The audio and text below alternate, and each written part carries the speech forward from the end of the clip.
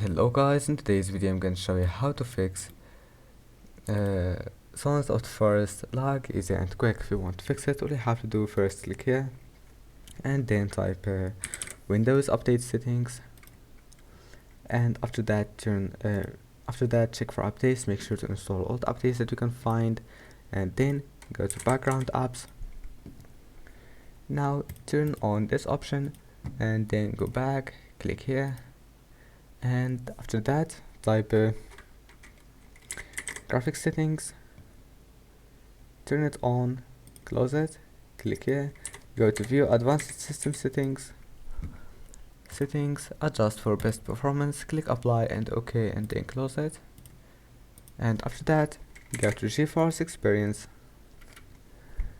and now drivers, check for updates, install the latest update for your graphics card, then go to settings, scroll down and enable image scaling. After that your problem must be fixed.